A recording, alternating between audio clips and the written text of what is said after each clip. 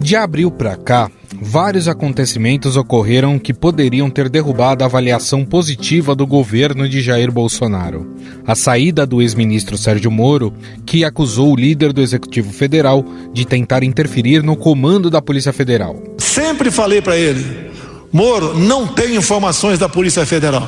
Eu tenho que todo dia ter um relatório do que aconteceu, em especial nas últimas 24 horas, para poder bem decidir o futuro dessa nação. Eu nunca pedi para ele o andamento de qualquer processo. A divulgação da reunião ministerial de 22 de abril, em que as falas do presidente foram consideradas inapropriadas. O que esses caras fizeram com o vírus, esse bosta desse governador de São Paulo, esse estrume do Rio de Janeiro, entre outros, é exatamente isso. Aproveitaram o vírus, tá um bosta de um prefeito lá de Manaus agora, abrindo covas coletivas, um bosta. A forma como Jair Bolsonaro vem lidando com a pandemia do novo coronavírus, colocando-se contra o isolamento social e fazendo campanha por um medicamento que não tem a eficácia científica comprovada. Temos no momento uma crise, uma pequena crise, né? No meu entender, é muito mais fantasia a questão do coronavírus, que não é isso tudo que a grande mídia propala ou propaga pelo mundo todo. E claro, a prisão do ex-assessor de seu filho, o senador Flávio Bolsonaro, Fabrício Queiroz, de quem a família era muito próxima e é acusado de participar de um suposto esquema de rachadinha no gabinete do 01, quando deputado no Rio de Janeiro. Eu não sei do Queiroz, cara. Eu não sei do Queiroz. Eu vou repetir, eu conheço o Queiroz desde 1984. Você nem era nascido ainda. Foi meu soldado da Brigada Paraquedista. Entrou na PM, veio trabalhar com a minha família. Era um cara sem problema, nota 10. Apareceu esse problema. Quem responde por ele é ele, não sou eu. Mas a pesquisa XP e PESP, divulgada nesta semana, mostra que a aprovação do governo subiu e manteve uma tendência de alta desde maio. Para 30% dos entrevistados, a avaliação é ótima ou boa, oscilando de 2 pontos percentuais a mais que junho, dentro da margem de erro de 3,2 pontos. No dia 18 de maio, 25% consideravam a gestão ótima ou boa e 50% ruim ou péssima. Aliás, a avaliação negativa também vem caindo, indo a 45%, 5 pontos a menos do que há 3 meses. Sobre os fatos recentes que podem atingir o presidente, a prisão de Fabrício Queiroz deve afetar pouco ou nada o governo Bolsonaro. Isso foi o que apontaram 54% dos entrevistados. Mas o Queiroz não estava foragido e não havia nenhum mandato de prisão contra ele. E foi feita uma prisão espetaculosa. A justiça aí siga o seu caminho. Mas parecia que estavam prendendo o maior bandido da face da terra. Além disso, a avaliação positiva da atuação do presidente na crise do coronavírus manteve também tendência de alta. 25% classificaram como ótima ou boa, 2 pontos percentuais a mais do que em junho. Eu acho que não vai chegar a esse ponto, até porque o brasileiro tem que ser estudado. Ele não pega nada. Vê o cara pulando em esgoto ali, sai, mergulha, tá certo? E não acontece nada com ele. Já a avaliação dos governadores caiu pela 3ª vez consecutiva na pesquisa, com 36% dos entrevistados afirmando que a administração de seus estados é ótima ou boa, 2 pontos a menos do que em junho. A pesquisa foi realizada nos dias 13, 14 e 15 de julho e ouviu 1.000 pessoas por todo o país. Afinal, diante de um quadro que se mostrava negativo, por que a avaliação de Bolsonaro cresceu? O que motivou esse crescimento?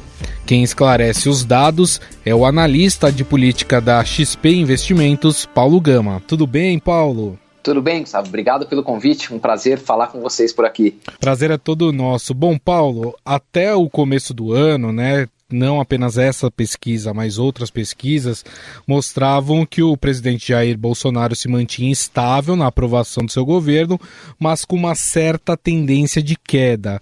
Agora, essa pesquisa XP e PESP mostra uma tendência de alta, mesmo com as confusões no enfrentamento ao novo coronavírus, a prisão do Queiroz. Tivemos também, se a gente for puxar aqui pela memória, eventos recentes, a saída de Sérgio Moro, que era até então o homem forte do governo. O que explica, na sua opinião, esse ganho na avaliação positiva do presidente, Paulo? Vamos lá, acho que é importante a saída do Sérgio Moro que deflagra esse último movimento de queda, né, na avaliação dele nas pesquisas. Mas aí, como você bem mencionou, desde o começo de maio, na verdade, meio de maio ali foi a mínima dele, né? Nas nossas pesquisas ele pontuou 25% de ótimo e bom e 50% de ruim e péssimo. Desde então, nesses últimos 4 levantamentos, ele vem oscilando positivamente, mas configurando sim aí uma tendência de alta. Quer dizer, ele salta de 25 para 30, do meio de maio agora até o meio de julho, na avaliação ótimo, bom, e a reprovação dele, né, o contingente da população que avalia o governo dele como ruim ou péssimo, cai de 50% para 45%. Existe uma série de hipóteses aí, mas a gente tem uma percepção aqui na XP de que a avaliação está sempre correlacionada com o ambiente econômico. Então a gente viu, por conta aí por conta da crise, né, do coronavírus, uma das medidas emergenciais tomadas pelo governo foi a injeção de uma quantidade robusta de recursos na economia por meio do auxílio emergencial. Cada uma das parcelas aí injeta na economia perto de 50 bilhões de reais, então a gente está falando aí de, pelo menos durante esses 3 meses, 150 bilhões de reais colocados na economia. Isso, por essa pesquisa e pelas últimas que a gente viu, quer dizer, ele funcionava como uma espécie de colchão ali para a manutenção da aprovação do presidente, para impedir que a reprovação correspondesse ali aos indicadores econômicos de desemprego ou de preocupação com o ambiente econômico. Então, enfim, de alguma maneira, acho que isso deixa aí um colchão para o presidente, apesar de todos os problemas em que ele se envolveu. Quer dizer, você teve a saída do Moro, que desencadeou a abertura de uma investigação pela Procuradoria-Geral da República, você teve outros episódios controversos, como a prisão que você mencionou do Fabrício Queiroz, ex-assessor do filho dele, do Flávio Bolsonaro, no Rio de Janeiro. Quer dizer, uma série de episódios aí controversos. Apesar disso, a popularidade do presidente sendo recuperada. A nossa aposta principal aí é que o fator econômico e a injeção de recursos na economia tem contribuído para isso. Todo momento, né, quando a gente faz uma avaliação, por exemplo, eleitoral e tem o candidato da situação, o momento econômico, né, a confiança econômica, o bem-estar econômico das pessoas é levado muito em conta nesse momento, né, Paulo? Exatamente, quer dizer, a popularidade do presidente ela é muito correlacionada com indicadores econômicos. Isso, os modelos que a gente roda aqui na XP, quer dizer, desde do período aí de redemocratização, a gente consegue perceber uma correlação muito forte entre inflação, desemprego e a popularidade do presidente. Evidentemente, episódios políticos contribuem para esse indicador, afetam esse indicador, mas historicamente há uma correlação grande aí entre esses indicadores econômicos e a popularidade de um presidente. Então, ao injetar essa quantidade grande de recursos aí, pelo menos o presidente fez, ou enfim, o governo fez com que os indicadores de rejeição, de reprovação, não correspondessem, quer dizer, não acompanhassem a tendência que o modelo poderia indicar. Isso, sabe, nos põe uma questão pensando à frente, que é como é que o governo vai tratar a continuidade desse auxílio no momento em que ele acabar. Quer dizer, a gente tem 3 parcelas já pagas, né, 2 parcelas a serem pagas, a 4ª parcela começando a ser paga agora, e uma perspectiva do governo de transformar esse auxílio emergencial no Renda Brasil. Um programa de transferência de renda, vai acoplar aí o Bolsa Família e outros programas sociais, mas que vai conseguir colocar na economia uma quantidade muito menor de recursos do que o auxílio emergencial colocou nesses meses. Acho que essa é uma questão política interessante para pensar à frente, como é que dentro do próprio governo essas forças vão dialogar, quer dizer, a equipe econômica com uma preocupação fiscal um pouco mais forte. O presidente acompanhou essa preocupação quando defendeu ali um limite para o auxílio emergencial, mas ali às vésperas de se encerrar o pagamento desse auxílio, vai ser interessante observar então como é que essas forças vão se comportar dentro do próprio governo.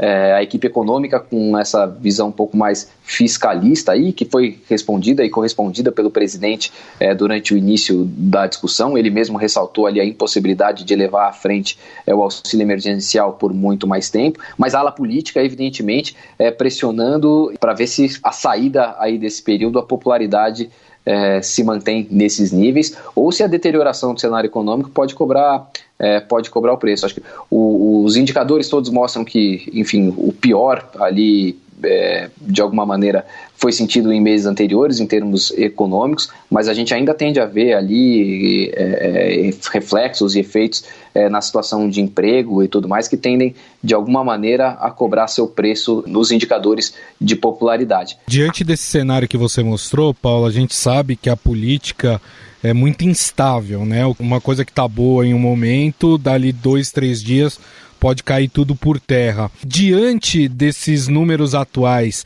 é para o presidente ter tranquilidade ou ainda não dá para ter esse sentimento? Acho que tranquilidade não é uma palavra que combina com o nosso cenário político, né, Gustavo? Mas, de alguma maneira, ele tem se mostrado ali, digamos, uma estabilidade dentro dessa faixa que oscila entre 25% e 30% desde o início do governo, né? Ele começa o governo com uma aprovação um pouco maior, o que é natural, enfim, por acabar de ter passado pela eleição, chega com um pouco, enfim, desse efeito lua de mel, com a população ainda presente, mas essas oscilações mostram que ele também nunca passou para baixo desses 25 pontos que ele marcou agora. Quer dizer, outro episódio recente em que tinha acontecido uma queda na popularidade dele tinha sido ali para o final do ano passado, quando a gente tinha o episódio das queimadas em alta, quer dizer, era um outro patamar ainda de aprovação, mas a reprovação dele oscilou para cima dos 40% pela primeira vez naquele episódio, e isso retoma. Agora a gente vê um salto na reprovação que foi grande, tá? Esse salto ele ainda está caracterizado lá, do início de abril para agora, quer dizer, quando ele oscilava perto dos 40%, ele saltou para casa dos 50% ali de avaliação ruim péssima, ela vem caindo gradualmente desde esse momento aí de maio. Falando em tranquilidade, não é muito fácil ter tranquilidade, não. Tem os episódios políticos todos que influenciam, como a gente viu, e tem essa questão econômica que eu pontuei, que vai ser observada seguramente, que vai ter algum tipo de influência na popularidade dele também, quando, enfim, se encerrar esse período aí do auxílio emergencial que está sendo pago. Dá para a gente dizer, então, que esses 25%, 30% que o presidente tem de avaliação positiva é daquela base mais fiel, que vai com o presidente até o final do mandato, independentemente do que acontecer daqui para frente? A gente tinha sempre teve uma dúvida grande do que considerar esse núcleo bolsonarista mais fiel, de fato, esse núcleo duro do eleitorado. A saída do ministro Sérgio Moro do governo, a gente fez um exercício também com os números da nossa pesquisa, que foi tentar olhar quem desse público de 30% atribuía a nota maior ao Sérgio Moro do que ao próprio presidente, né? Pessoas que apoiavam e que aprovavam a gestão do presidente Jair Bolsonaro, mas quando eram confrontados ali entre Bolsonaro e Sérgio Moro, atribuíam notas maiores ao Sérgio Moro. A gente encontrou mais ou menos 1/3 ali desses 30% de aprovação ao presidente, que preferiam o Sérgio Moro à própria figura do presidente. Então você tinha 10 pontos percentuais ali que a gente considerou que potencialmente poderiam fugir do presidente. 5 desses 10 pontos acabaram indo embora de fato, e agora a gente vê a retomada disso. Mas acho que, assim, grosso modo, dá para atribuir ali algo em torno, perto dos 20%, como um núcleo que dentro desse eleitorado preferia o presidente ao ministro Sérgio Moro, e acho que é difícil dizer que vai com o presidente até o final do mandato, que ele vai conseguir ostentar essa popularidade de maneira permanente até o final de 2022, mas pelo menos dá para a gente olhar para esse eleitorado e dizer que é um público mais difícil de ser capturado dele, é um público que migra de maneira assim, tem mais dificuldade para inverter esse sinal da avaliação dele. Acho que talvez seja essa uma maneira mais interessante ali de olhar. É um público que vai ter mais dificuldade de migrar e de passar a ver o governo como negativo. Agora, para quem pensa em reeleição, como é o caso do presidente Jair Bolsonaro, 30% de eleitores não é uma margem ruim, mas ela não é suficiente para que um candidato se torne presidente da República. O presidente vai ter que começar a abrir concessões e dialogar com outros públicos se quiser se reeleger? Me parece que pro momento de eleição, Gustavo, aí seria importante ele ampliar, mas tenho a sensação, até pelo comportamento e pela maneira como ele conduz a narrativa do governo até aqui, apesar desse período aí de um mês e um pouco, em que ele tem demonstrado um pouco mais de moderação, um pouco mais de abertura ao diálogo, me parece que a tentativa dele é para manter esse eleitorado, esse público aí de 25% a 30%, para chegar às vésperas da eleição ainda podendo ostentar essa popularidade, para aí sim, com propaganda e evidentemente trabalhar assim, no período eleitoral e pré-eleitoral, ampliar um pouco. Mas parece que o trabalho dele durante esse período de governo, pensando em popularidade, pensando em 2022, que é uma coisa que ele mesmo diz, né? Geralmente os presidentes e mandatários todos tentam esconder a questão da reeleição, tentam deixar isso para ser discutido mais próximo ali do término do mandato, mas é algo que ele próprio trata desde o primeiro ano, desde o começo do governo, essa perspectiva de disputar a eleição. Então a gente pode tratar disso sem constrangimento, vamos dizer assim. Mas me parece que a tentativa dele, pensando em reeleição, é chegar lá 2022 com essa popularidade entre 25% e 30%, que, como você diz, não é suficiente para vencer uma eleição, mas é mais do que suficiente para se consolidar como uma candidatura competitiva, estar no segundo turno e aí sim manter a estratégia que teve resultado em 2018, da polarização. Acho que ele ainda trabalha um pouco com esse cenário, mas eu diria que chegar na eleição nesse patamar de 25%, 30% às vésperas do período eleitoral faz dele um candidato bastante competitivo, sim. Ao mesmo tempo, a pesquisa mostrou uma queda de aprovação dos governadores. Dá para a gente entender que as ações de combate ao coronavírus pesaram mais negativamente para cima dos governadores do que para o presidente? Eu acho que não dá para dizer que elas pesaram negativamente, porque de início, quando houve aquele primeiro momento de disputa, né, em que ficou muito evidente ali os governadores de um lado, o presidente do outro, a popularidade dos governadores tem um salto muito grande. Ela vinha ali na casa dos 25%, 26%, e a primeira pesquisa, depois de evidenciada essa disputa, a popularidade dos governadores salta para cima dos 40%. Ela chega ali a 44% e se mantém, de alguma maneira, nesse patamar até o meio de maio, que é justamente quando o presidente começa a retomar a popularidade dele, que vinha debilitada a partir ali da saída do Sérgio Moro.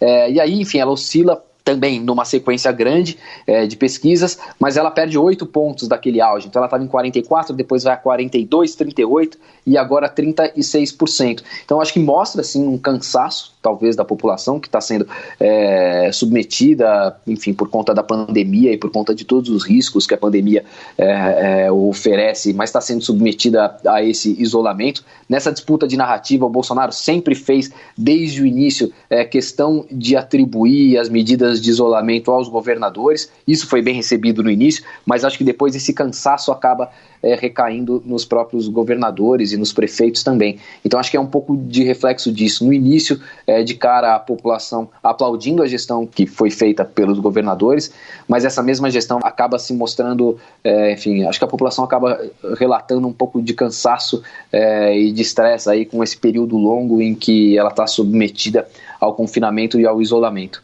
De início houve sim um ganho grande em termos de popularidade para os governadores, mas acho que essa política tem trazido algum cansaço à população. Bom, nós conversamos com o analista de política da XP Investimentos, Paulo Gama, sobre essa pesquisa da XP e PESP que mostrou aí uma tendência de alta no mês de julho da aprovação positiva do governo de Jair Bolsonaro. Paulo, queria mais uma vez te agradecer, muito obrigado pela entrevista. Eu que agradeço, a gente fica à disposição aí sempre que puder contribuir com o debate. Estadão Notícias. O Estadão Notícias desta quarta-feira vai ficando por aqui. Contou com apresentação e produção minha, Gustavo Lopes, produção de Júlia Corá e montagem de Moacir Biasi.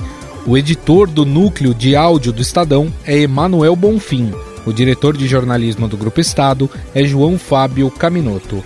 Mande seu comentário e sugestão para o e-mail podcast@estadão.com. Um abraço e até mais. Estadão Notícias.